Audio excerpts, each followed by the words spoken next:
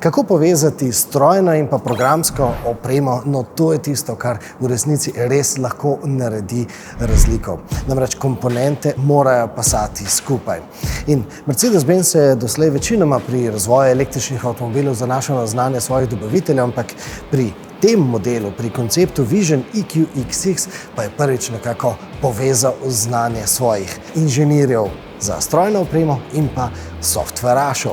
Ta model je prvič pokazal, da je to recept za uspeh z rekordnimi vožnjami.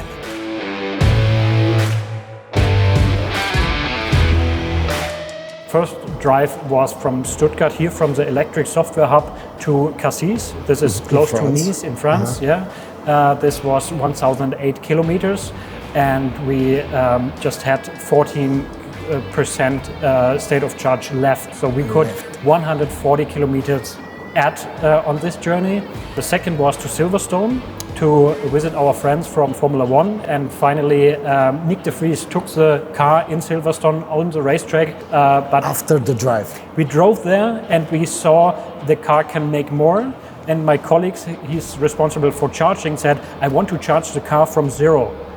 And we had 1 hour left in Silverstone to give the keys to Nyck de Vries and said, just make this car as empty as possible. And it came to the pit lane with 0.5% left. So even Nyck de Vries, who took it very hard on the racetrack, wasn't able to get this car empty. But and in sum, on this journey to Silverstone, it drove 1,202 kilometers. Wow. So, and then you went to the desert. Exactly, yeah. From Riyadh to Dubai.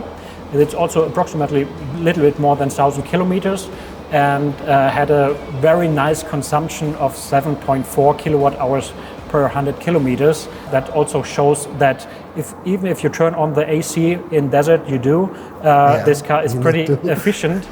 And on those missions we learned a lot about efficiency and had at the same time the clear responsibility to bring this knowledge to mass production car, to bring efficiency to the customer, but not only in the driving discipline, also on the charging. In tako se je zgodil novi CLA. Ta bo v električni verziji učinkovit ne samo samo vožnjo, ampak kar dobesedno čez cel dan. Namreč ne govorimo več samo o energijski učinkovitosti, novo merilo je namreč časovna učinkovitost. Svojo kompetentnost so Nemci spet dokazali z rekordno vožnjo. No, tokrat so obiskali čudovito Apuljo, dirkališče Nardo in lahko rečemo ponovno. Namreč po njem so 23. aprila leta 1978 12 ur vozili s povprečno hitrostjo 320 km/h. In avgusta leta 1983 so se po ovalu podili točno 201 uro, 39 minut in 43 sekund. V tem času so namreč rekordno hitro prevozili 50.000 km z modelom 190 E2316. No, tokratni rekord je trajal samo 24 ur, izvedli pa so ga s prihajajočim Mercedesom CLA. How far can an electric vehicle go within 24 hours? We set up this discipline and we delivered 3,717 kilometers. It's a distance from Trondheim to Istanbul you can reach within 24 hours if there's a chance to drive that fast. How fast? Actually, we drove 210 kilometers per hour all the time. Then we just have this short charging stop. Also, a serial production car will be able to drive exactly so fast. So this was the goal from the project end. The same hardware, software parts was on the track. Yes. Wow. Wow, that's impressive. So 210 kilometers per hour was the top speed. How much did you charge the car? Well, we actually had 40 charging sessions. 40? Yeah, 40. And how fast were these charging? Well, it was around 10 minutes each session, a little bit below.